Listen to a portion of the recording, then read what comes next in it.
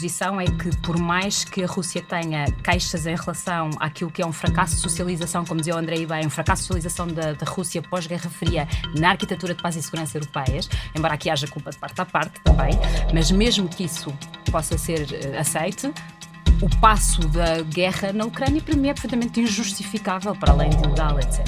De facto, a possibilidade de este posicionamento dos Estados Unidos empurrar a Rússia para a China e, portanto, ou seja, cometendo exatamente aquilo que o Kissinger dizia que não era uma estratégia particularmente inteligente para os Estados Unidos. Mas não interessante, que é a circunscrição do termo oligarca ao espaço, ao mundo isolado. A oligarquia, e portanto, e de tal forma que temos os oligarcas portugueses e as empresas que resultaram do processo de privatização com a bandeira da Ucrânia, não é? Bom, bem-vindos ao podcast do Abril Megafone. O tema de hoje vai ser a guerra na Ucrânia, a invasão da Ucrânia pela Rússia e as consequências dessa guerra que nós possamos prever e temer.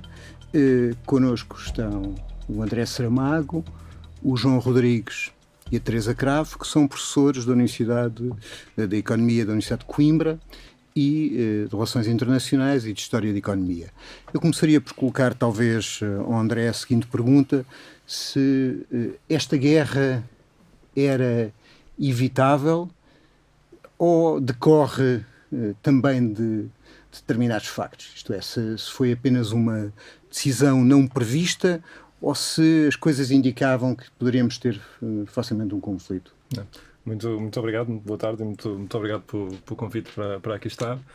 Bom, eu creio que a resposta a essa pergunta efetivamente define bastante a leitura e a forma como nos temos posicionado relativamente a este conflito.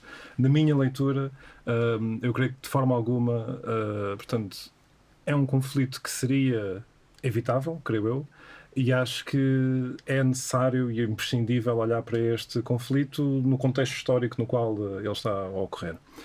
E com isto, portanto, com isto e com olhar para o contexto histórico, esse contexto histórico tem que remontar, eu diria, até mesmo ao período de queda da União Soviética e, portanto, à forma como a Rússia foi ou não foi integrada na ordem internacional e no sistema de segurança europeu.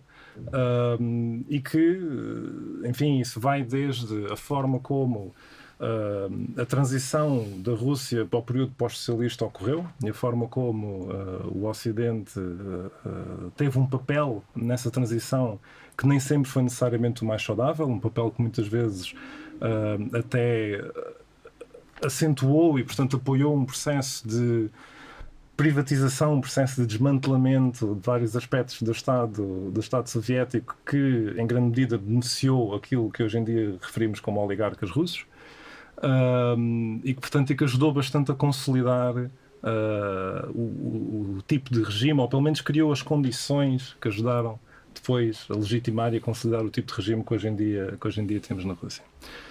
E esse regime é substancialmente diferente do ucraniano?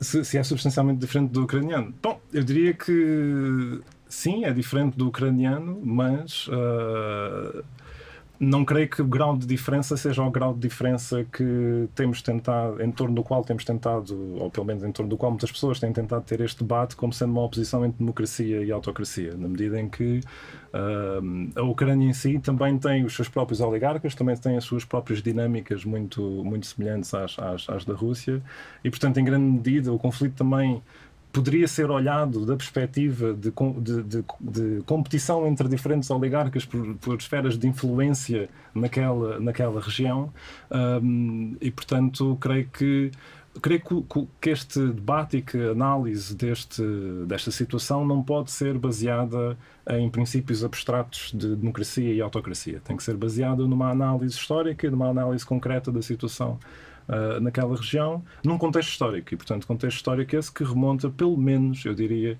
até aos anos 90 e, enfim, depois entra aqui toda a questão relacionada com a NATO e com a expansão da NATO, sobre a qual poderemos falar depois em maior pormenor a seguir, potencialmente. Teresa Cravo, A justificação da intervenção russa na Ucrânia baseia-se normalmente numa questão da segurança da Rússia e numa ameaça às populações russas e numa característica da existência de um forte peso dos nazis nas Forças Armadas e de influência na segurança da Ucrânia. O que é que destas, sabendo nós que houve de facto uma invasão, o que é que destas justificações é mentira ou é verdade?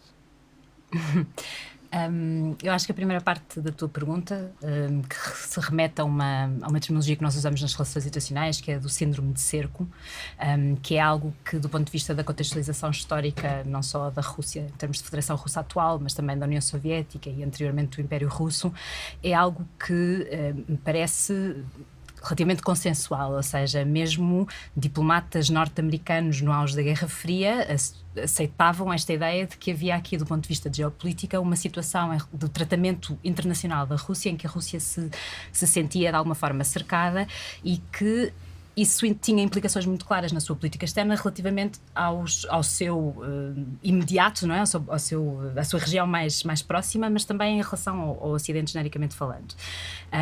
Eu acho que se nós tivermos uma visão realista das relações internacionais, ou seja, da oposição de grandes potências, e nos colocarmos no lugar da Federação Russa, essa justificação do síndrome de cerco parece-me contextual, parece-me histórica, parece-me ter sentido. Claro que isto aqui tem a ver não só com situações objetivas como países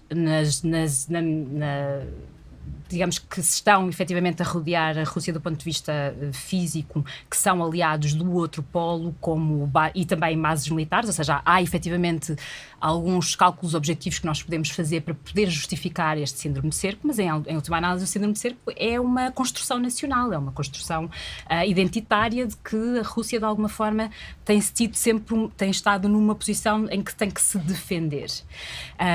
Mas não é apenas da Rússia.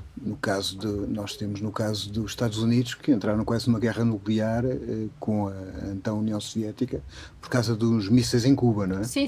Por isso é que eu estou a dizer que numa leitura realista das relações internacionais isto funciona, ou seja, aquilo que é considerado a zona de influência e que para todos os efeitos não é só zona de influência, mas também é, nesta outra perspectiva, a zona de defesa, uma zona necessária à defesa do território nacional. Para os Estados Unidos era insuportável a ideia de haver mísseis em Cuba, no seu quintal, digamos assim, e para a União Soviética, aliás, nessa mesma crise dos mísseis de Cuba em 62, haver esses mísseis na Turquia e, portanto, mesmo nas suas fronteiras também. E, portanto, eu acho que se nós tivermos essa visão das coisas, é de alguma forma compreensível uma leitura geopolítica da Rússia em que se entenda que ela queira se defender e para se defender tem que ter a sua posição mais avançada do que o seu próprio território nacional, digamos assim. O problema com esta interpretação das coisas também é que há formas de exercer influência sobre a sua região imediatamente mais próxima que não implica o uso da força da forma como ela foi feita em relação à Ucrânia e, portanto, desse ponto de vista, a minha posição é que por mais que a Rússia tenha queixas em relação àquilo que é um fracasso de socialização, como dizia o Andrei bem, um fracasso de socialização da Rússia pós-Guerra Fria na arquitetura de paz e segurança europeias, embora aqui haja culpa de parte a parte também, mas mesmo que isso possa ser aceite, o passo da guerra na Ucrânia para mim é perfeitamente injustificável, para além de ilegal, etc. A segunda parte da tua pergunta, eu acho que é óbvio que no meio desta guerra que vai muito para além da Ucrânia, há aqui uma questão dentro da Ucrânia que é problemática, ou seja, a Ucrânia até tinha conseguido na década de 90, no início da década de 2000, manter uma posição de neutralidade em relação ao Ocidente e em relação à Rússia, que depois foi, nomeadamente a partir de 2014 ficou muito claramente, uma virada clara ao Ocidente. E nessa viragem há obviamente também aqui questões identitárias e de elementos de extrema-direita que também fizeram força em relação a essa viragem. Depois há os elementos que tu falaste especificamente, que há claramente forças de extrema-direita na Ucrânia. Agora, também as há na Rússia, ou seja, se o nosso problema é um problema com o ultranacionalismo, então é um problema com o ultranacionalismo na Ucrânia, mas também tem que ser, por coerência, um problema de ultranacionalismo com a Rússia. E vamos lá ver, não é certamente a invadir a Ucrânia que se vai resolver o problema da extrema-direita na Ucrânia, porque foi um erro estratégico no sentido de reforçar precisamente essa extrema-direita.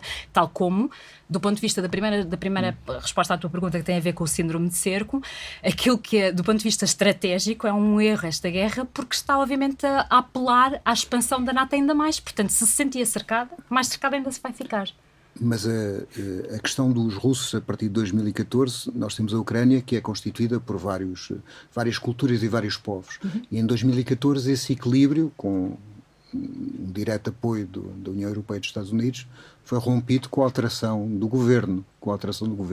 E as primeiras medidas foi a proibição dos canais russos, a introdução da língua russa como língua nacional, e criou-se ali uma revolta. De facto, a intervenção tem todos esses efeitos dramáticos em relação às populações. Mas estava-se a conseguir que se cumprissem, por exemplo, os acordos de Minsk? Estava-se a conseguir corrigir aquilo? Não. Eu percebo a tua questão. Para todos os efeitos, aqui, para além das consequências de que eu estava a falar, que obviamente só agravam estes problemas, há uma posição do Ocidente que é muito problemática para mim, que é olhar para a neutralidade da Rússia, da Ucrânia, como sendo pró-russa e, portanto, inaceitável. Ou seja, a Ucrânia só pode, no contexto geopolítico pós-Guerra Fria, fazer sentido na leitura ocidental se for do Ocidente, porque neutralidade para o Ocidente passou a ser assumido como se fosse pró-russa e, portanto, de alguma forma, o investimento que o Ocidente faz na Ucrânia desequilibra, como estás a dizer, e a postura de neutralidade passa a ser quase impossível. Mas eu queria só dizer uma coisa. Eu percebo a lógica de que há um golpe de Estado que nós sabemos que é apoiado pelo Ocidente, mas não convém não esquecer que Maidan também sai de uma revolução popular, ou seja, há uma fração grande da população ucraniana que quer efetivamente essa viragem para o Ocidente. E, portanto, o problema aqui tem a ver com esse desequilíbrio, não tem a ver com... A Ucrânia não é só um instrumento tanto da Rússia como do Ocidente. Existe efetivamente um equilíbrio muito instável e uma tensão em relação a isto, e é por isso que na minha posição a neutralidade aqui era importante, mas não era uma neutralidade fictícia e instrumentalizável, é uma neutralidade que permite a identidade ucraniana resolver-se sem este tipo de pressões e influências estrangeiras, tanto de um lado como do outro. Ao contrário dos países, vocês podem intervir e interromper os outros e entrar em diálogo. Portanto, sob a supervisão do moderador, que faz aqui da ONU mais a interventiva, mas desta forma. João Rodrigues, pode-se dizer que há um antes e depois no mundo, depois desta guerra? Que as coisas não vão voltar a ser iguais e que se modificaram estruturalmente? Simplesmente não sabemos. Estamos num contexto de incerteza radical. E, portanto, como ninguém antecipou, enfim, a natureza desta intervenção, tal como ela ocorreu, não é? Embora tivesse havido alertas, enfim, também ninguém sabe muito bem como é que esta guerra vai terminar, não é? E há, enfim, e há imensa incerteza a que se junta, não é? A incerteza, e falando, enfim, na articulação das questões económicas e políticas e de saúde pública derivadas do efeito de uma crise pandémica. Portanto, temos aqui a justaposição de várias crises, não é? Temos agora uma crise internacional causada pelo conflito na Ucrânia, tivemos uma crise pandémica, temos, enfim, os efeitos económicos dessa crise, temos um processo, enfim, inflacionário cuja natureza, enfim, é discutida e que ninguém sabe como é que se vai desenrolar, e temos sinais, enfim, sinais de refragmentação do sistema económico internacional. Mas, portanto, digamos, há desde algum tempo a esta parte que fica claro, como dizia um historiador económico, Adam Tooze, enfim, que a economia não é a resposta, é a questão. Ou seja, e a politização da economia, que sempre acontece em tempos de guerra, está à vista com a transformação da economia e da economia internacional, sob a hegemonia dos Estados Unidos, numa arma de guerra. Enfim, os regimes sancionatórios já estavam bastante difundidos, mas eles ganharam uma dimensão qualitativamente nova, não é? Com esta ação concertada, enfim, contra a Federação Russa, que envolveu uma apropriação, congelamento das reservas, de uma parte das reservas do seu Banco Central, enfim, um regime sancionatório particularmente intenso que, obviamente, até ver, e digo obviamente por causa dos impactos que isso tem sobre a própria economia europeia, o ocidente da Rússia, que depende em parte. Mas essas sanções não têm um grau de incerteza muito grande que podem se voltar até contra os próprios sancionadores. Isto é, no momento em que se congelam 300 mil milhões de dólares das reservas russas, cerca de metade, não se torna mais evidente que o dólar como reserva de valor é bastante falível conforme as conjunturas políticas e não dá um grande empurrão aos países utilizarem outros sistemas do ponto de vista monetário? Eu sou bastante cauteloso em relação aos anúncios do fim da hegemonia do dólar no sistema monetário internacional. Eu gostaria que isso acontecesse, não sei se isso vai acontecer. Ou seja, enfim, há uma subdisciplina das relações internacionais, da economia política internacional, que surgiu nos anos 70 um bocadinho à sombra desta previsão, não é? De que o dólar estaria numa crise de hegemonia com o fim do sistema de Bretton Woods. E na realidade o dólar, por falta de alternativa, manteve-se, não é? Podemos dizer, a perda de peso relativo dos Estados Unidos no campo económico pode conduzir, num quadro de uma refragmentação, tal como está conduzindo a um sistema multipolar, não é? De vários pontos de vista, incluindo político e militar, também pode conduzir a um sistema multipolar do ponto de vista económico, em que não estaríamos perante, digamos, uma perda do lugar do dólar, mas sim pela emergência, com a emergência de outras moedas que regionalmente desempenhariam um papel relevante num sistema económico internacional menos conectado. Essa é uma hipótese, mas é uma hipótese que na realidade não anuncia um fim do lugar do dólar, anuncia o fim de um sistema económico internacional integrado sob a hegemonia norte-americana, que de alguma forma ficará mais centrado no Atlântico Norte e em partes do Pacífico, mas se calhar, enfim, não sabemos, mas uma das hipóteses é um sistema euroasiático mais autónomo e até economicamente mais autossuficiente. Os próprios chineses trabalham num cenário, não é, de fomento do seu mercado interno, de fomento de conexões económicas que servem os interesses da República Popular da China, mas também, enfim, a tentativa de manter um grau importante de integração, mas com a consciência de que provavelmente as tendências para a refragmentação estão aí. E estão aí também por efeito não intencional das medidas que têm uma dimensão unilateral, porque, digamos, elas não são partilhadas pelo conjunto da chamada comunidade internacional. Basta ver, por exemplo, isto é apenas no campo simbólico, como na reunião do G20, não é?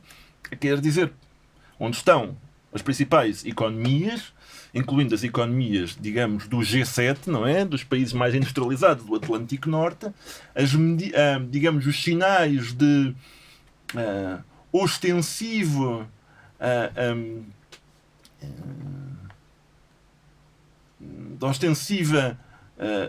recusa de ver na Rússia um interlocutor foram dados pelos países ocidentais. Uhum. E o resto do mundo, digamos, da China à Índia, tem tido uma posição, chamemos-lhe, de não alinhamento.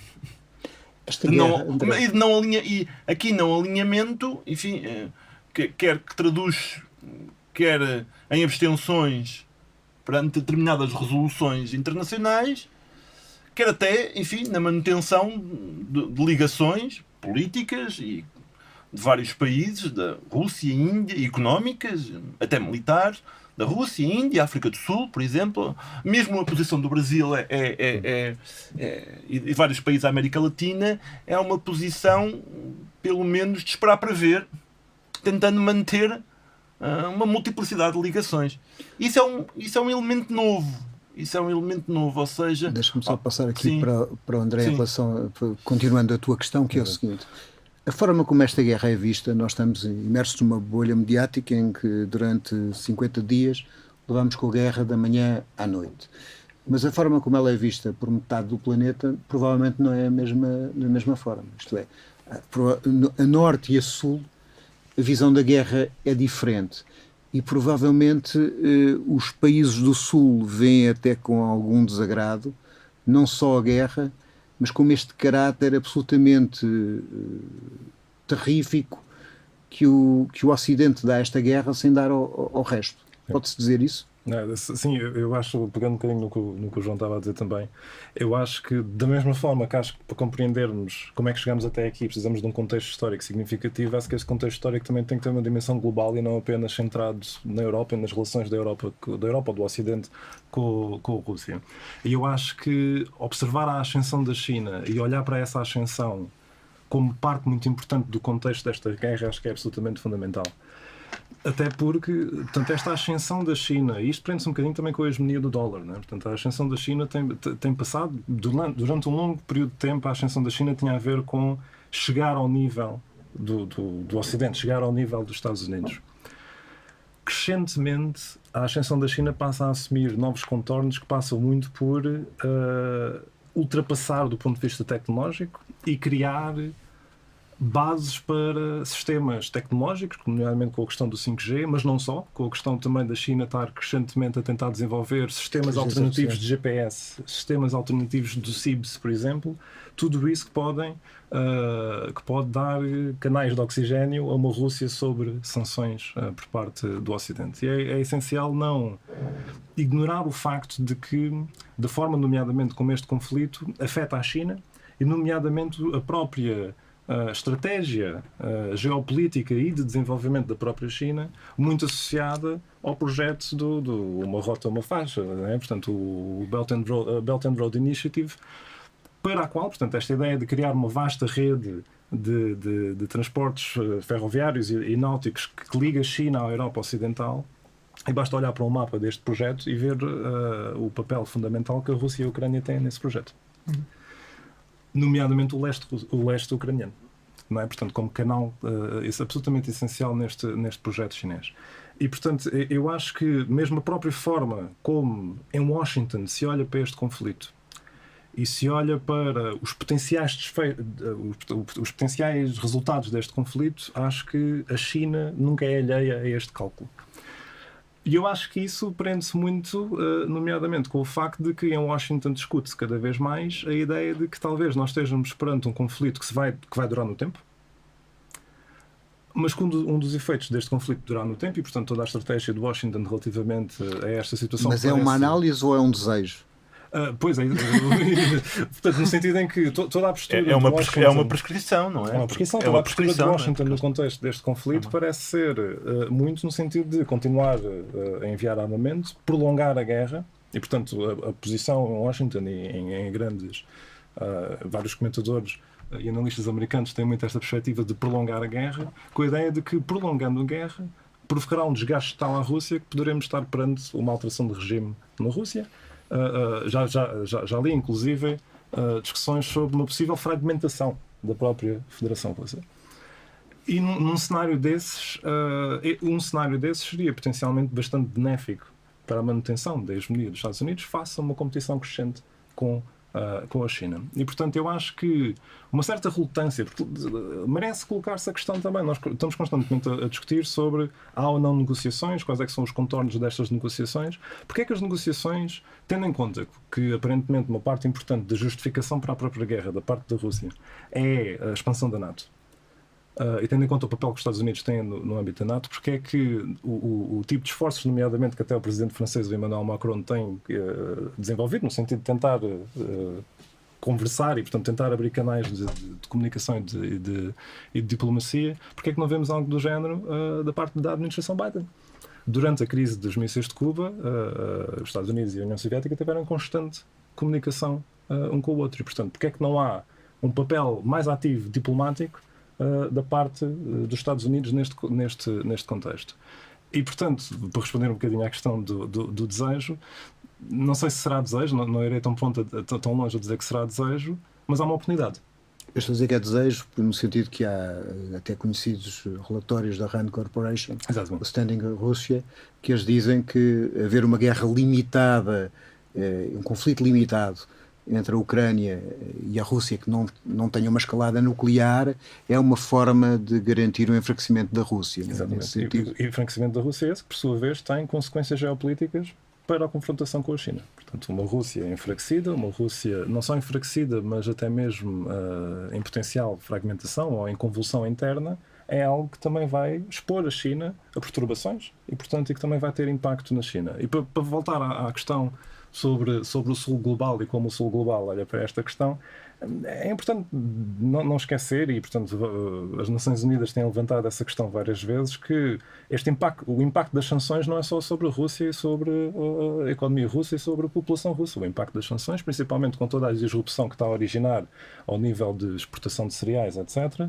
tem um impacto brutal no Sul global. Portanto, a probabilidade de testemunharmos fomes imensas nos próximos anos, se a guerra efetivamente se prolongar, com todas as consequentes perturbações do ponto de vista social e político em vários países, claramente demonstra que, da perspectiva de vários países no Sul global, o prolongamento deste conflito não é uma perspectiva atrativa, como é lógico. E, portanto, creio que desse ponto de vista faz perfeito sentido que muitos destes países tentem assumir uma postura mais neutra, até a qual é essencial para conseguir avanços diplomáticos neste contexto. E, portanto, quando temos um bocadinho este discurso, às vezes, que vemos muito esta ideia de que temos todos de fazer um sacrifício, não é? Estamos a fazer sacrifícios diferentes, não é? Portanto, estamos todos no mesmo mar, mas não estamos todos no mesmo barco, não é? Se o sacrifício é entre... Pronto, quer dizer... Ligar ou não o ar-condicionado, ou morrer à fome, não é? E atenção, que isto não tem só a ver com as relações entre o Norte global e o Sul global. No próprio Norte global existe uma grande diferença, não é? Entre quem tem ar-condicionado e quem não tem. E, portanto, eu creio que... E quem paga os custos... Quem paga os custos de uma inflação que é comandada pelos preços da energia, e que só em Portugal se vai traduzir numa imensa quebra do poder de compra das classes populares e, portanto, cujo cabaz, cujo padrão de despesa está muito mais exposto aos bens que aumentam o preço. Apenas só uma nota, só para dizer que, portanto, a ideia que poderá ser defendida em alguns setores, de prolongar esta guerra e que haverá vantagens geopolíticas dessa perspectiva, pode ter efeitos não intencionados pela parte, inclusive, de quem o defende. Como qualquer guerra. Como qualquer guerra, inclusive até nos desenvolvimentos políticos dentro do próprio Ocidente. Claro, sabe-se como começa e não sabe como é que acaba. Teresa, mas só uma questão. As narrativas que há do final da União Soviética normalmente diz que se dividem em duas áreas. Os Estados Unidos a dizer que a União Soviética acabou por cair, dada a pressão da corrida armamentista e dada a pressão económica que esgotou o sistema, e alguns setores europeus a afirmar que foi o desenvolvimento do comércio que fez com que a União Soviética caísse. No entanto, neste momento não há esta duplicidade de análise de como fazer a paz. Parece que a Europa perdeu autonomia neste processo de unificação de defesa da NATO. A Europa perdeu autonomia do ponto de vista de propor ou de fazer o caminho para que haja um entendimento entre a Ucrânia e a Rússia. A única solução que se está a ver é fornecer armas à Ucrânia, que tem, obviamente, o direito de se defender, mas estamos numa situação em que parece que ninguém acredita que haja paz e que vão continuar os combates. O que é que a Europa poderia fazer diferente? E além disso, o que estás a dizer tem-se vindo a agravar nas últimas semanas. No início ainda se falava mais em negociações de paz do que se tem vindo a falar agora. Portanto, agora as últimas declarações de quase todos os líderes europeus têm sido no sentido de, até numa lógica reputacional, não é? De dizer quem é que está a enviar mais armamento e mais depressa. Aliás, o Borrell chegou lá e disse que aquilo ia se resolver no campo de batalha, não é? Foi o que ele fez quando foi a Kiev. Embora o Boris Johnson, que em março dizia que sim, que a Ucrânia ia ganhar a guerra, agora, há uns dias atrás, disse que... não sei quando foi. Disse que é possível, ou provável, já não sei bem qual foi o adjetivo, o advérbio, mas que era provável que fosse a Rússia. Portanto, eu acho que há, obviamente, o problema da militarização implica que se afunile a hipótese da Europa ter um papel muito mais ativo do ponto de vista político na resolução desta questão. Mas a narrativa que tu estavas a falar em relação ao final da Guerra Fria, que é uma narrativa que obviamente todas as guerras têm, porque às vezes a ideia de que as narrativas são importantes para uma guerra pode não ser muito intuitivo, porque uma pessoa pensa que uma guerra tem batalhas e, portanto, as batalhas são ganhas ou são perdidas, as cidades são ocupadas ou são defendidas e, portanto, isto é tudo muito claro em relação a quem é que ganha ou quem é que não ganha um conflito. E não é bem assim. Efetivamente, a narrativa da guerra, de quem é que ganhou e quem é que perdeu, é essencial. E, neste momento, uma coisa que me preocupa bastante em relação à forma como nós olhamos para a guerra, e nomeadamente o ciclo de notícias que tu estavas a falar em permanência, é que a Europa Ocidental está numa posição de... Europa Ocidental e os países centrais e de leste que pertencem às instituições tanto da União Europeia como da NATO.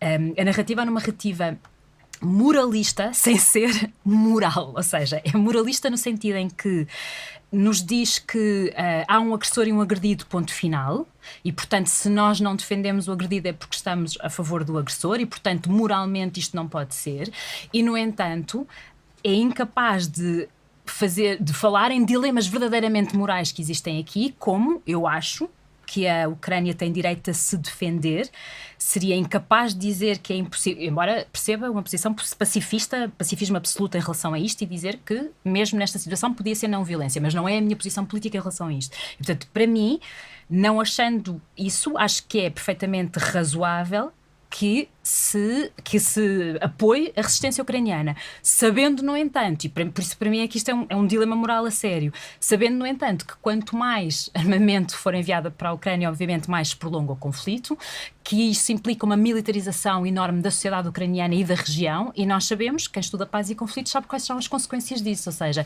não só há uma militarização enorme da sociedade nacionalmente, e portanto tudo quanto é problemas de armas que estão a ser utilizadas para a guerra passarem a ser utilizadas em gangues e portanto para a criminalidade, aumento de violência de género, etc, que são consequências que existem sempre em sociedades pós-conflito, mais a completa destabilização da região, porque estes conflitos não são hermeticamente selados e, portanto, tudo quanto seja tráfico de armas vai destabilizar a região em si e não é só a Ucrânia. Estamos a falar em problemas do ponto de vista de armamento a sério, em que quase todos os nossos tratados do ponto de vista de desarmamento ou caducaram ou estão efetivamente sem estar em vigor para todos os efeitos, ou sem ser levados a sério e, portanto, com potências nucleares, isto, do ponto de vista de discurso, pode correr muito mal, e a narrativa de... Mas deixa-me colocar uma questão da narrativa, é problemático, porque é verdade que houve um ataque da Rússia à Ucrânia, mas também é verdade que há partes da Ucrânia, que tem a maioria de população russa, que estava em combate com o exército ucraniano. Sim. E até é conhecido que havia no plano de trabalho do exército ucraniano, havia uma previsão da invasão dessas partes em março deste ano. Há um plano militar, portanto, de recuperação dessa parte. E a questão que se coloca é como é que se resolve este problema? Porque, sim, quer dizer, a comunidade... Eu não sei se concordo muito com a tua utilização da palavra invasão nestas circunstâncias. De invasão de quê? Da zona do Donbass, que por todos os efeitos pertence ao Estado ucraniano. Certo, então o Kosovo pertence ao Estado sérvio, não é? Portanto, se nós consideramos que as populações têm, por definição, o direito à autodeterminação, e são elas a julgar se querem ser de um Estado ou se querem ser de outro Estado, porque é que a população da Crimeia será menos ou a população do Donbass será menos? Mas as coisas não se fazem assim, certo? Ou seja... No Kosovo fizeram-se como? A autodeterminação... Fizeram-se mas tu não vais... Mas, Nuno, à vontade, não vais ver defender a intervenção da NATO, o bombardeamento da NATO da Sérvia em relação ao Kosovo. Eu não defendo o bombardeamento da NATO, mas defendo o direito da população do Kosovo de decidir da forma como se organiza. Ou da Catalunha. Certo, mas quando eu digo há formas de fazer as coisas, que obviamente é uma maneira muito coloquial de dizer, sim, eu sei que que nós podemos divergir em relação àquilo que são os princípios constitutivos da ordem internacional.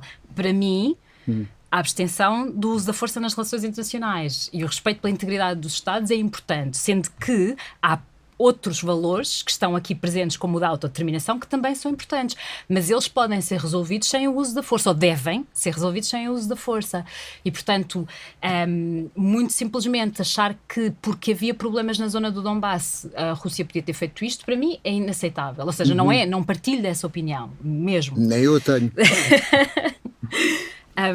Eu só estou a dizer é que o problema de haver um agressor que é a Rússia e haver um agredido que é a Ucrânia tem como pressuposto que isto nasceu de geração espontânea em 2022 e, portanto, quer dizer, há uma situação política, há um conjunto de populações que é um problema que vai existir. Nós vemos agora, por exemplo, nos casos dos Estados Bálticos, é proposto que as populações que não estejam de acordo com a opinião do governo sobre a guerra da Ucrânia percam a cidadania desses países. Quer dizer, há ali um problema de fundo que tem que ser tratado de uma forma democrática, não é? Sim, tu há bocado estavas-me a perguntar em relação à Europa e eu respondi no sentido que acho que não são só os países europeus, ou seja, há aqui a sociedade europeia, neste momento em relação à guerra, tem uma posição moralista em relação àquilo que deve ser e que é neste momento impeditiva de uma resolução, precisamente porque coloca as coisas em preto e branco quando as coisas não são a preto e branco. Mas isto não quer dizer que... E algum cenário de resolução? Porque o problema que existe é ambos os lados pensam que têm que vencer militarmente. A Ucrânia pode resistir, isso acontecer, isso não se sabe. Mas simultaneamente também não se está a ver qual é o quadro possível de resolução. Porque vai-se voltar, desculpa o erro gramatical, vai-se voltar aos acordos de Minsk. Parece improvável, não é? A minha posição em relação a isso, e a minha posição, atenção, eu se calhar já devia ter dito isto, mas vou dizê-lo muito claramente, eu não sou especialista da Rússia, a minha área é a área de paz e conflitos. Pensei que ias dizer que eras contra a invasão da Ucrânia. Queria declarar, muito claro, declarar taxativamente que sou contra a invasão da Ucrânia por parte da Rússia em 24 de fevereiro de 2022, sem dúvida, ok? Mas acho que é numa postura de formação da área de paz e dos conflitos. Houve no início alguns sinais relativamente otimistas, que foi, quem estuda conflitos sabe que a maior parte dos conflitos não tem negociações de paz na primeira semana dos conflitos. E elas, de facto, existiram, ou seja, houve uma invasão e no final dessa semana já se estava a falar em negociações de paz, já se estava a falar em relações bilaterais para tentar pôr fim ao conflito. E houve variedíssimas rondas de negociações e nós tendemos a olhar para as várias rondas de negociação como isto quer dizer que elas estão sempre a fracassar, mas não é bem assim, no sentido em que enquanto existe o diálogo isso é importante. Eu vejo um desgaste neste momento, vejo precisamente uma lógica de isto vai se prolongar e portanto mais vale manter a lógica do armamento e tanto de um lado como do outro e portanto as negociações não vão dar resultado, sendo que eu acho que nesta situação, tendo em conta o que nós estamos a dizer, que isto não é meramente um conflito entre a Ucrânia e a Rússia, isto tem a ver com a reestruturação da arquitetura de paz e segurança internacionais, as negociações não podem ser negociações diretas entre a Rússia e a Ucrânia, não só porque isso coloca a Ucrânia numa situação muito problemática do ponto de vista da simetria de poder, como para que este conflito seja resolvido, como tu estás a dizer, e portanto a longo prazo, não se trata apenas desta relação bilateral e portanto tem que haver aqui uma intervenção muito mais alargada do ponto de vista de abertura de canais de paz e de negociações a sério, sendo que neste momento não me parece que as partes estejam, e as partes aqui, nomeadamente Rússia, Estados Unidos, etc., e os vários países europeus estejam a caminhar nesse sentido, pelo contrário, estão cada vez mais militarizados e o discurso está cada vez mais militarizado. João Rodrigues, aquilo que há bocado estava a dizer o André é que, de alguma forma, há um conflito que é um conflito superior dos Estados Unidos em relação à China, do qual a Rússia é uma potência militar, mas é uma potência económica relativamente frágil, embora muito rica do ponto de vista dos seus recursos naturais e do seu território.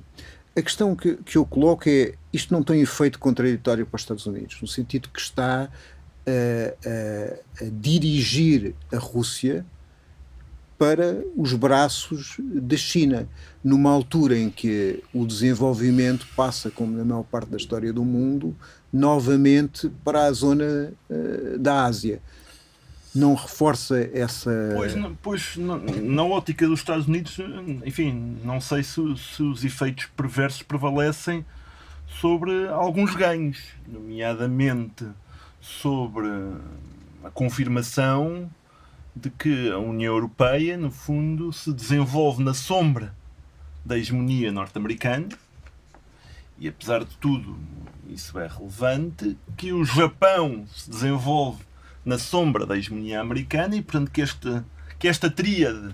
E que, para além disso, lhe compram o gás de xisto ao triplo do preço. Que esta tríade se desenvolve à sombra da hegemonia americana e, digamos que do ponto de vista da economia da energia, este progressivo desligar da relação económica entre a Rússia e os países europeus favorece a exportação de energia norte-americana e, portanto, isso é... E dos aliados dos Estados Unidos na região do Golfo Pérsico. E isso é, desse ponto de vista, os Estados Unidos podem achar que têm mais elementos económicos para confrontar a China, ou seja, a partir do momento em que, no fundo, a Europa Ocidental não se conforma com aquilo que está destinado a ser, que é um apêndice da grande massa euroasiática, no fundo, e até do ponto de vista económico. Está destinado a ser? Sim, está destinado a ser. Se a lógica... Se a lógica das coisas, enfim, da ascensão do Oriente permanecesse, ou seja, que no fundo tu estás a dar estaríamos perante o fim, no fundo, de um mundo eurocentrado e de um mundo centrado na hegemonia norte-americana, e isso, enfim, aparentemente na União Europeia não é desejado, e a União Europeia aqui enquanto entidade, que no fundo, enfim, há aqui depois também várias dinâmicas contraditórias, até centrífugas na União Europeia que importaria analisar. Evitar esse desenvolvimento euroasiático, não é? Este é o momento histórico para o fazer, não é? Portanto, quando todo o projeto chinês, não é, de interligação com a Europa Ocidental não está consolidado, não é? Portanto, porque uma vez consolidado, mas portanto não está consolidado e, portanto, consolidar antes portanto, um alinhamento muito, muito forte entre a União Europeia, justamente, e a esfera ocidental. E, portanto... Tu ias dizer submissão. Sim, mas deixa-me dizer, mas há aqui um problema que eu acho que é, isto é, a Ucrânia tem importância para a Rússia porque era a sua ligação à Europa. Embora ela mantenha uma parte europeia, a Ucrânia, na essência da União Soviética, fazia que a Rússia fosse um país maioritariamente asiático, mas com uma forte componente europeia.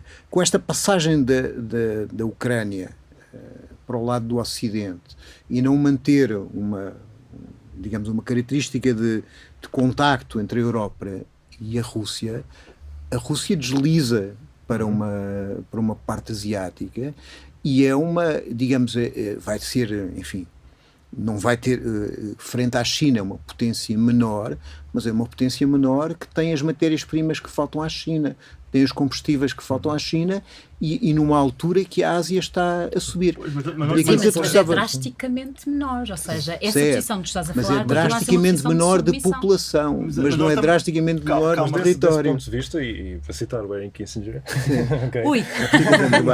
que sempre falou que um erro estratégico básico dos Estados Unidos era permitir uma aliança entre a China fizeram um pacto americano e chinês durante... Justamente todo o processo da détente, né, toda a ideia da aproximação da administração Nixon à China foi justamente no sentido de evitar isso e criar uma triangulação que no âmbito dessa triangulação os Estados Unidos têm predominância e historicamente as relações da China com a Rússia não são naturalmente amistosas, mas portanto existe de facto a possibilidade de este posicionamento dos Estados Unidos empurrar a Rússia para a China venciona e, portanto, ou seja, portanto, cometendo exatamente aquilo que o Kissinger dizia que não era uma estratégia particularmente inteligente para os Estados Unidos. Mas, no entanto, é uma estratégia que poderá obedecer, e para voltar à questão das narrativas, a uma determinada visão do mundo, que é a ideia de que o mundo está em processo de transitar para uma nova lógica bipolar, em que de um lado está a democracia e do outro lado estão as autocracias. A última vez que essa lógica bipolar aconteceu, os Estados Unidos venceram, né? E, portanto, do ponto de vista narrativo... É aqui que vale a pena dizer que a história não se repete. Do ponto de vista narrativo, faria potencialmente sentido em termos da própria autojustificação norte-americana. Mas o problema que se coloca desta narrativa... Talvez acrescentar uma dimensão que de repente no quadro, enfim, da política interna norte-americana pode fazer sentido, não é? Que é a única área em que há consenso nos Estados Unidos, não é? Como se vê na aprovação dos aumentos de despesa, é na área do complexo monetário industrial, que tem uma enorme importância, aquilo que alguns chamaram o Estado desenvolvimentista escondido nos Estados Unidos. Ou seja, se os Estados Unidos têm uma política industrial, é através do complexo monetário industrial, da articulação entre a indústria e a defesa, o desenvolvimento tecnológico que isso permite, e, portanto, isso de alguma forma, enfim, permite continuar por outros meios a política de estímulo e de recuperação económica dos Estados Unidos, justificar uma lógica protecionista que, enfim, tem traço de continuidade entre as duas administrações, ou seja, a administração Trump e a administração Biden, com todas as clivagens que há na sociedade americana, também produzidas pelo desenvolvimento do capitalismo neoliberal nos Estados Unidos e fora dele. Essas clivagens, de alguma forma, podem ser, não digo superadas, mas atenuadas, com a criação, digamos, de novas narrativas em que há, digamos, confrontações e clivagens entre democracia e autocracia que permitem desenvolver esse complexo monetário industrial, desenvolver as tecnologias que lhe estão associadas, fazer uma certa desconexão que não é total, mas que é um processo em relação à China. Enquanto reforça a conexão com a Europa. Enquanto se reforça a conexão com a Europa. Mas isso não é, agora, para além de ser um exercício perigoso, porque é feito num mundo cheio de armas nucleares e de novos mísseis que andam muito mais depressa e não são apanhados, não é também, voltando para ti, Teresa, uma narrativa, porque aquilo que está a verificar-se na dita Europa democrática em relação à autocracia é que a União Europeia está a aprovar legislação em que aqueles que têm posições anti-europeias sobre a guerra possam ser sancionados. Ainda hoje, num diário português, se pede que se processe um partido político português por delito de opinião, porque está a atiçar o ódio por não ter a mesma ideia sobre a guerra que têm os outros. Isto é, nós não podemos acabar nessa narrativa entre a autocracia e a democracia com uma autocracia linha à conta da guerra. A guerra extrema posições, certo? Os exemplos que tu estás a dar é precisamente disso.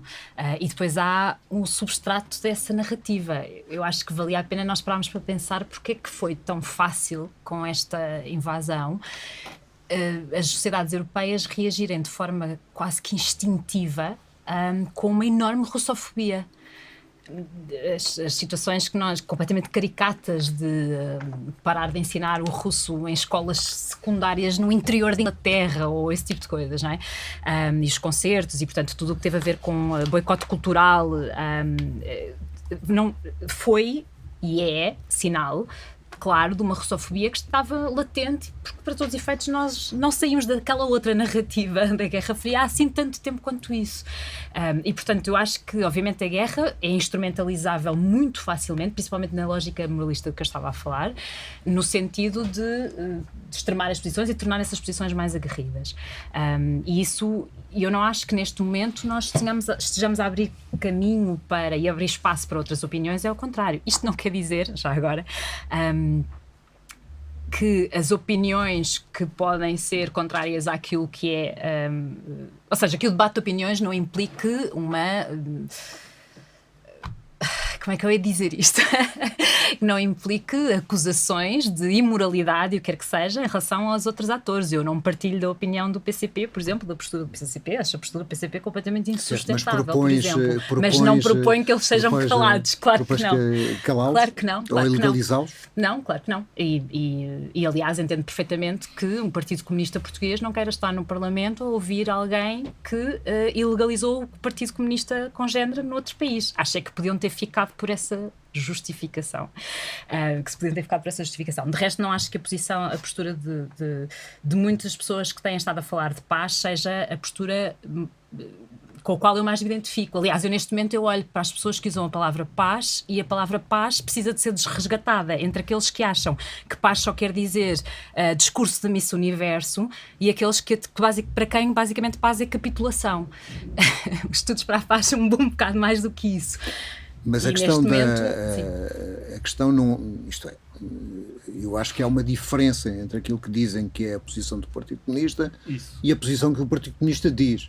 Certo. Isto é, então, em grande aspecto, não querendo abrir aqui uma frente de combate, desculpa lá a metáfora, em grande aspecto, de modo nenhum, aquilo que se verifica em relação ao Partido Comunista é que de facto não estão a querer ajustar contas com os russos, estão a querer ajustar contas com o PCP. Não é? De acordo. E é pelas posições do PCP contra a NATO, ou contra a militarização, ou contra o capital, que ele está a levar na cabeça, não é? Porque ele para o conflito manda zero, não manda um soldado para um lado e para o outro, e nem sequer em lado nenhum afirmou que estava de acordo com essa intervenção. Como alguém que não pertence ao Partido Comunista Português e, portanto... Que é uma coisa que se pode arranjar, se quiser. Deixa-me pensar durante alguns anos, talvez. Eu acho que a posição do PCP tem sido caricaturada. Okay? Dou-te isso. Barato. Mas, para quem utiliza o discurso da paz com tanta frequência, fazia sentido explicar exatamente o que é que eles querem dizer com paz, nomeadamente porque quem os acusa de equivaler paz à capitulação estarem errados, coisa que não faz. E eu acho que isso, para quem tem obrigação do ponto de vista político de explicar a sua posição, porque todos nós ficamos a ganhar do ponto de vista de debate interno se o PCP o clarificar, claro, mas tem a obrigação de dizer exatamente o que é que quer dizer com paz, que não seja isso. Na tua intervenção anterior sobre o sair da lógica da guerra para a lógica da negociação de paz, eu poderia dizer que tu estavas a propor a capitulação. E não, estás apenas que saia da lógica militar para a lógica da negociação. Como a única forma de sair da guerra. Não é? E é esta, no seu linguajar próprio, que eu interpreto a posição do PCP. Agora, a questão que eu te coloco é, de qualquer forma, não me parece para a Europa, que se reivindica da democracia, com grandes medidas proibir opiniões diferentes sobre a guerra, ou até proibir com fogo de artifício por parte dos jornalistas, órgãos de comunicação de propaganda, como se aquilo que nós estamos a assistir na maior parte dos órgãos de comunicação portugueses não fosse propaganda de sentido inverso. Se a resposta que tu queres da minha parte... Não quero. Mas é basicamente que há aqui aquilo que o Krasner chamava, em relação a outro assunto, mas aplica-se uma hipocrisia organizada. Sem dúvida nenhuma, certo?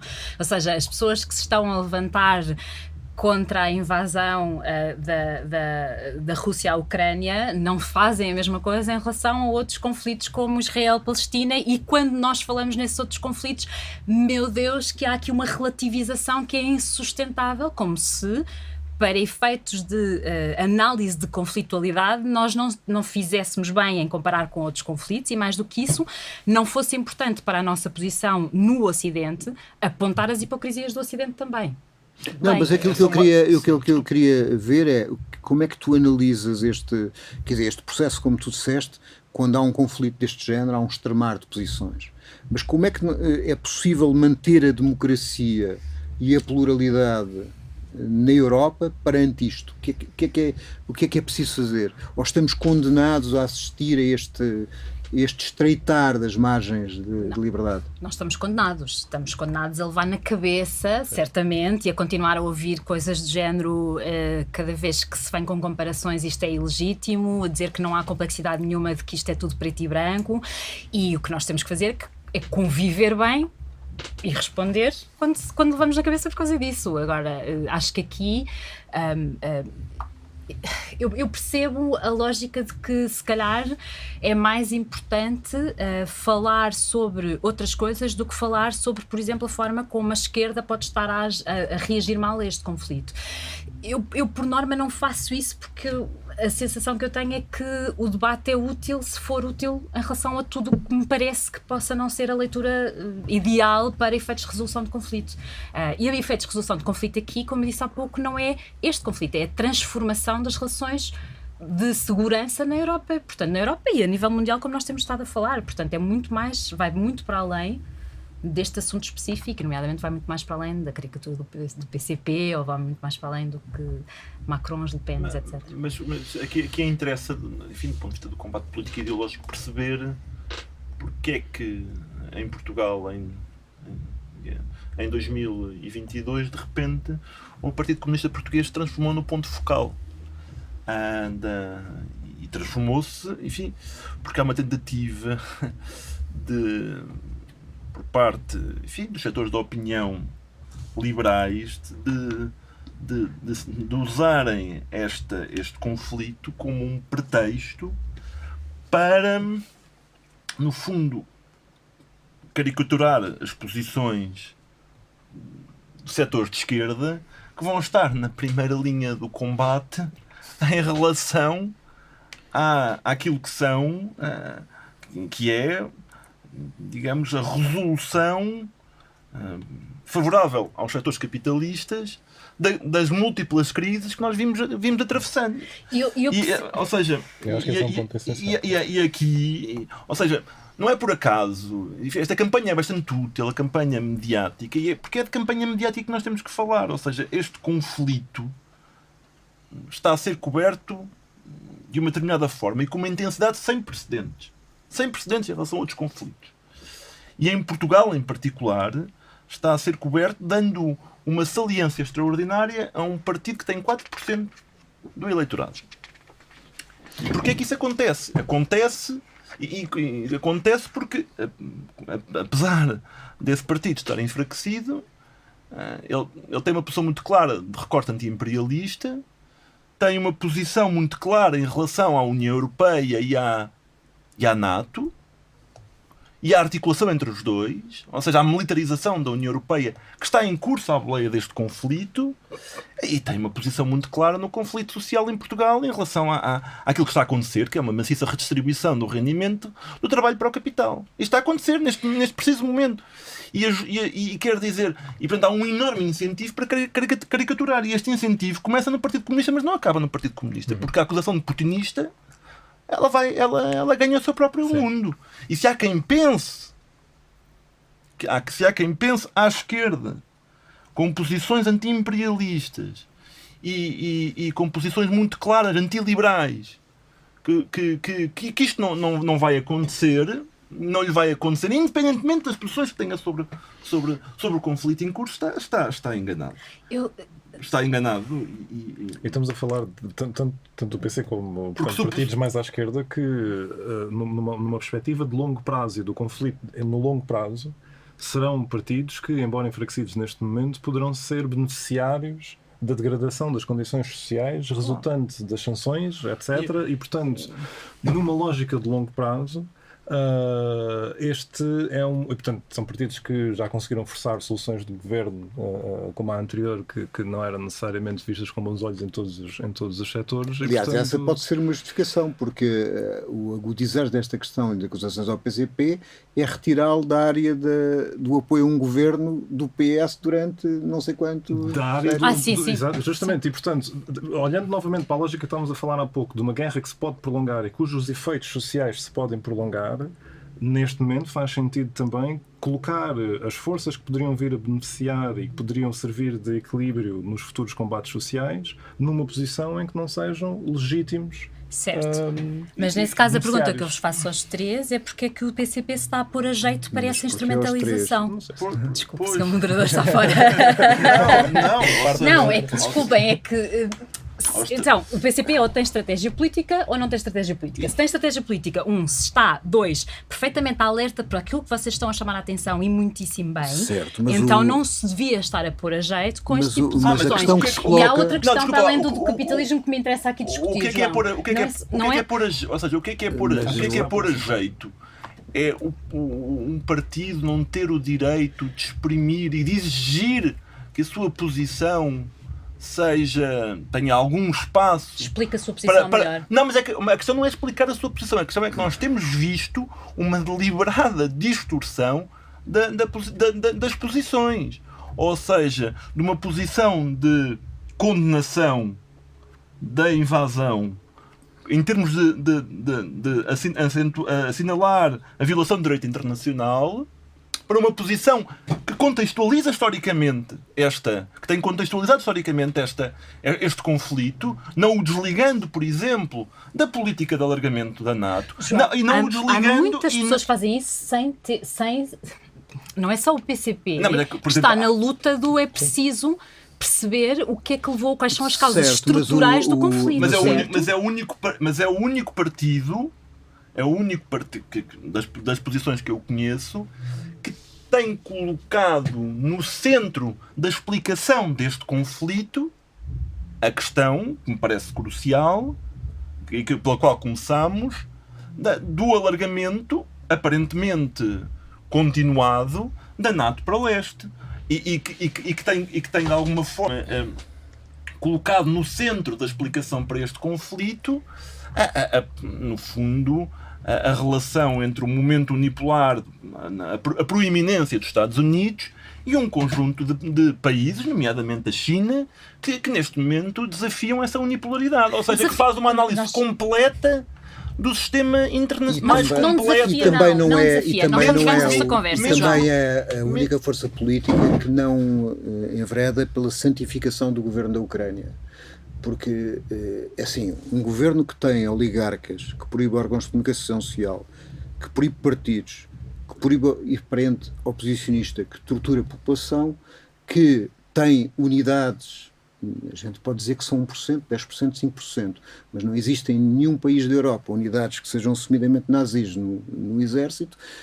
É o único partido que diz que isso não é uma situação normal. Sim, e há uma questão Desculpem, mas há uma diferença entre... Eu sabia que vocês me iam fazer soar como se eu fosse tipo de direita. Ok. Não é uma questão de ser direita, isto é, eu não acredito que o PCP aceitasse estar na sala com o Saddam Hussein, apesar de ser contra a guerra de invasão dos Estados Unidos no Iraque. Em relação ao que tu disseste, há uma diferença entre assumir tudo o que tu disseste em relação à Ucrânia e ao regime da Ucrânia e mas o clima não permite isso. Assumir que a justificação do Putin, tendo em conta esses elementos para a invasão, seja legítima. Mas o PCP não diz isso em lado nenhum. Não é bem isso. O PCP não diz isso em lado nenhum. Não diz assim, mas quando... Mas que abre a porta a que seja lido como tal. Desculpa, claro. Então quando está a fazer um discurso... distorcido como tal. Quando está a fazer um discurso em que opta por salientar apenas esses pontos... Teresa, não é verdade. A questão é que a primeira posição do PCP é tomada antes da guerra, quando há o reconhecimento da Rússia em relação às repúblicas do Donbass. E essa posição, quando sai, acontece a guerra. E essa posição começa por toda a história da NATO e não tem nenhuma condenação do reconhecimento das repúblicas do Donbass. O que quer dizer que provavelmente o PCP não era contra o reconhecimento da possibilidade de autodeterminação das populações do Donbass. Mas a posição seguinte, o PCP começa por dizer que não tem nada a ver com o Putin e que é contra a violação do direito internacional e da autodeterminação. Portanto, quer dizer, a posição está lá. E vai mais longe do que isso. Faz uma ligação marxista correta entre a formação social capitalista da Rússia e a sua política externa. Ou seja, atribui uma... Aliás, o Putin fez o favor de dizer que as autonomias das repúblicas eram devidas ao Lenin. Ou seja, e tendo em conta, enfim, a leitura marxista das relações internacionais, que é marcada, enfim, pelas dinâmicas do imperialismo e pela relação entre isso e o desenvolvimento do capitalismo, a leitura até é bastante radical na condenação. Ou seja, e nós não podemos desligar aquilo que está a acontecer. Isso foi dito, já foi dito aqui, não é? O André Saramago sublinhou esse aspecto entre o processo de transição para o capitalismo, de mergulho forçado, incluindo por pressão externa no capitalismo que ocorreu de forma selvagem na Ucrânia e na Rússia, não é? Com a diferença de que a Ucrânia nunca recuperou do traumatismo económico infligido pela transição, ou seja, hoje o nível de vida na Ucrânia é mais baixo do que era nas vésperas do fim da União Soviética. E, portanto, isso coloca... O que confirma que são precisos muito pobres para produzir um rico, não é? Mas depois o que é que... A Teresa tinha falado de russofobia, não é? E eu só destacar um aspecto de economia política onde a russofobia me parece particularmente interessante, que é a circunscrição do termo oligarca ao mundo eslavo. A oligarquia, e portanto, e de tal forma que temos os oligarcas portugueses e as empresas que resultaram de processos de privatização com a bandeira da Ucrânia, não é? Enfim, agora todas as empresas têm a bandeira da Ucrânia, incluindo as empresas que estão a ganhar com o conflito da Ucrânia, não é? Ou seja, da fileira energética, não é? E por acaso, eu pergunto porque é que a família Amorim não é chamada de oligarca em Portugal?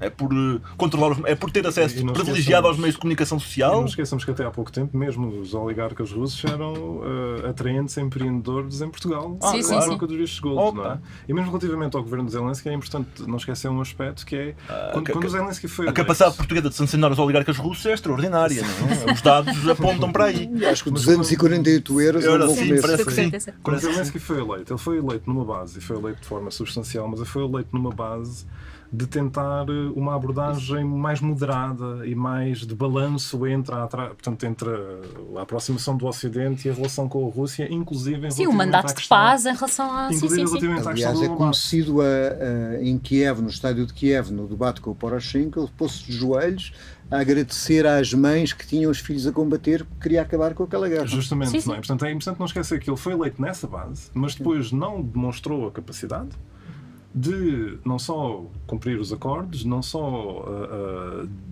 melhorar as relações com a Rússia, mas acima de tudo de controlar os elementos mais extremos que se encontravam no leste do país e que mantiveram justamente agressões relativamente ao Donbass que eram de parte a parte. E, portanto, é importante, quando falamos da questão do Zelensky e do próprio governo, é importante perceber que, em grande medida, ele não tinha um controle total sobre as próprias forças com capacidade militar dentro do país. O que, dizendo isto, não devemos esquecer que, no entanto, por outro lado, não é? A extrema-direita não existe só do lado ucraniano, não é? Portanto, e que mesmo a Rússia faz uso amplo do grupo Wagner, por exemplo, claramente nazi também, e, portanto, apontar para a extrema-direita na Ucrânia não significa como justificação de uma guerra não significa ignorar algo equivalente na Rússia. Mas por isso mesmo, lá está, é preciso muito contexto para analisar esta questão e, acima de tudo, não cairmos em manicaísmos, que a forma como todo este debate evoluiu para uma lógica manicaísta em que contextualização histórica, contextualização geográfica automaticamente leva ao apelido putinista, é profundamente preocupante na defesa da suposta democracia. Certo. Última questão. Deixa-me só dizer uma coisa em relação ao que o João disse. E nós já tivemos esta discussão que é... Tu tens toda a razão mas não aqui. De que forma... Como? Mas não aqui. Não aqui, não. Outros avatares. Em que, obviamente, há aqui é fácil nós percebemos como é que num contexto manicaísta, como é que se podem instrumentalizar a guerra na Ucrânia contra o PCP, mas não só contra o PCP, contra a esquerda. O problema para mim, para além desse, e eu percebo percebo e concordo com a tua explicação em relação àquilo que é uma lógica de apoio ao capitalismo, seja internacional, seja nacional, etc. O meu problema é que a posição do PCP para mim não é uma posição pacifista.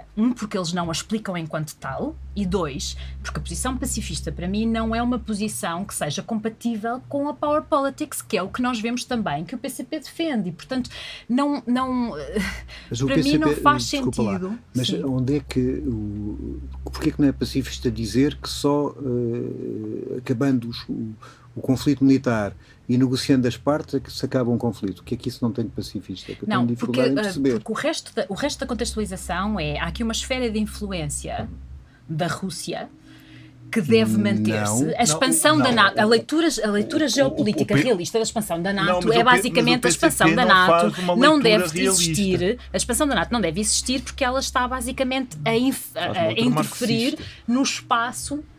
Mas não tem a ver com o espaço, tem a ver com aquilo que tu disseste há bocado, que isto é, são não sei quantos quilómetros da Flórida até Cuba. São metade de Moscovo até a Ucrânia. Portanto, um míssil que é colocado na Ucrânia demora 4 minutos a chegar a Moscovo. Certo, os países bálticos já estão da NATO. Certo, mas os países bálticos são da NATO, mas havia um acordo de não colocação de material militar que deixou de ser respeitado agora. Portanto, a questão que se coloca, toda a contextualização que é feita, não é que os russos têm um direito natural de pernada na Ucrânia. A contextualização que é feita é que não deve haver o crescimento da influência da NATO nas fronteiras da Rússia. Aliás, o PCP seria contra que as repúblicas bálticas aderissem à NATO. Não tem a ver apenas com as guerras. Diz é que mais outro país aumenta a probabilidade de guerra. Aliás, como se verificou, não é? Como explicação, não é justificação, é explicação, ou seja...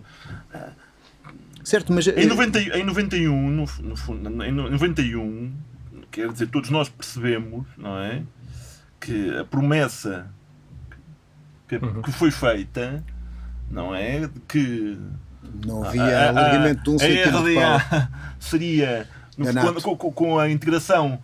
Não, com a unificação alemã a nova Alemanha seria membro da NATO e mais expansão não aconteceria. Quer dizer, essa promessa obviamente não se verificou porque é da natureza de uma potência como os Estados Unidos ter essa sim ter um direito de pernada sobre os novos Estados. Certo, que no teu discurso é a mesma que estás a atribuir à China quando a China finalmente ascender.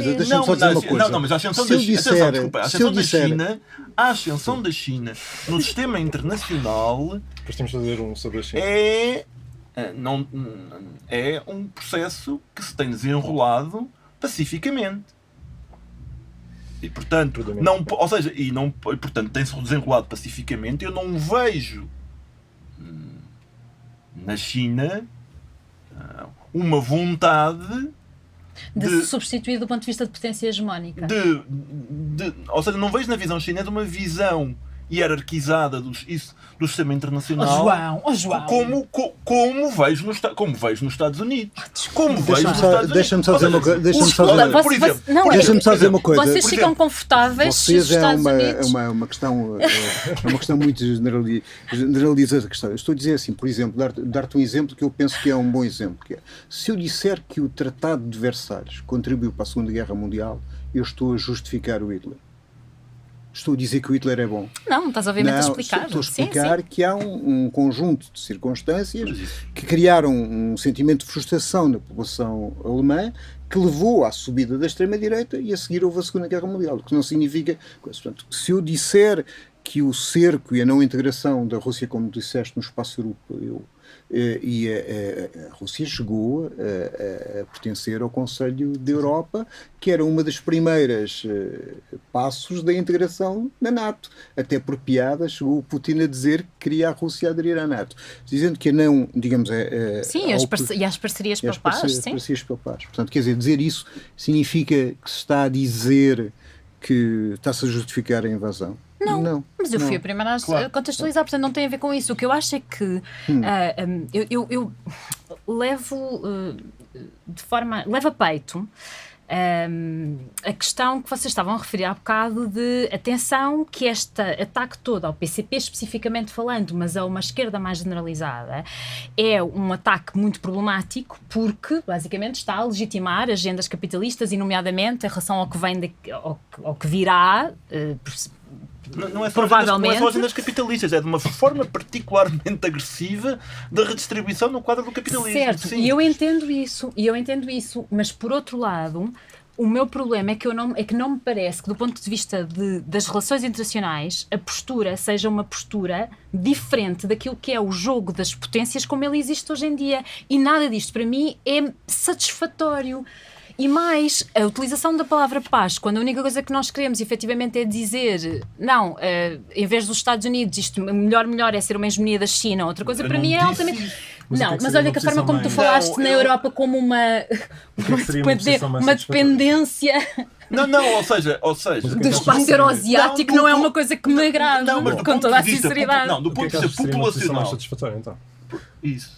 Para mim, eu queria rapidamente, de uma forma ditatorial, encerrar este interessante debate, colocando só duas questões, que é, eu estive recentemente imigrado em Luxemburgo e o Partido Comunista local foi contra a guerra desde o início, mas eu fui entrevistado para um jornal, coisa que não era há umas dezenas de anos, e perguntaram-lhe o que é que ele achava dos refugiados ucranianos irem para uma casa de apoio social a portugueses e luxemburgueses pobres.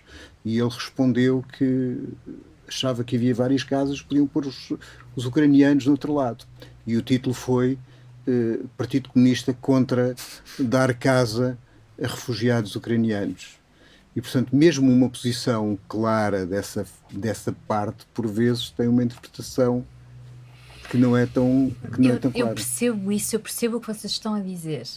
O que eu acho é que, na minha posição, que é de alguém que vem da área da paz e dos conflitos, vou-te a repetir, okay? Do meu ponto de vista, aquilo que me parece ser o mais aproximado a uma solução do ponto de vista de negociação de paz é, vamos basicamente deixar que a Ucrânia fique numa posição em que possa ser refém de um ou do outro, mas desde que não haja guerra, pronto, está tudo mais ou menos bem, e não precisamos de rever fundamentalmente e de rever estruturalmente as relações internacionais. E a forma como, João, tu falas da China, a mim perturba-me, porque eu acho que exatamente, tu, a certa altura, basicamente o que estás a dizer é, mau são os Estados Unidos. Se a China vier e fizer isto da mesma maneira, pelo menos é a China. O problema é o jogo continuar a ser exatamente o mesmo. Não muda a natureza do jogo. Eu limitei-me a uma constatação empírica. A ascensão da China no sistema internacional tem sido pacífica. Ou seja, a China, nas últimas décadas... E a dos Estados Unidos tem sido só militar? Não, mas a dos Estados Unidos também não é só militarizada. Não, mas desculpa.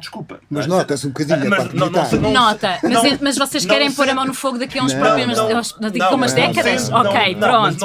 Então se calhar é melhor não. Não, mas é que até agora militarizada, ela tem uma história, não sendo apenas militarizada, elas têm uma história onde a coerção militar tem estado brutalmente presente, não é? E crescentemente presente, aliás, à medida que a hegemonia é posta em causa, ou seja, que a capacidade de liderar por consenso de uma parte significativa do sistema internacional vai sendo posta em causa, a dimensão coerciva do ponto de vista militar tem ganho saliência. Mas isso é normal eu acho que ainda por cima, Teresa, eu acho que ainda por cima... Portanto, a única coisa que eu te posso dizer é, se tu achas que, se não mudando a natureza do jogo, dá-lhe tempo. Não, mas eu acho que... para ver o que é que acontece a seguir. Bom, olha, é assim, a questão da...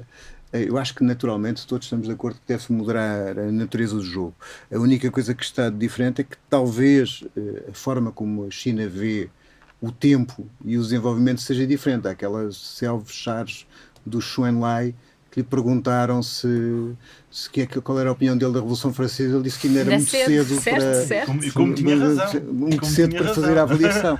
E, portanto, provavelmente há aqui uma dimensão do tempo, uma dimensão do tempo diferente, e que é coisa que nós não temos para este debate que acabou o seu tempo, não é? E queria agradecer-vos a presença e, enfim, obrigada. Seja o que... Como é que se chama? O líder chinês. Vamos ver. Então, obrigado. Obrigado. O Megafone é o podcast do Abril Abril, o outro lado das notícias. Os episódios estão disponíveis no Spotify, Mixcloud, Soundcloud, YouTube, Stitcher e sempre em www.abrilabril.pt.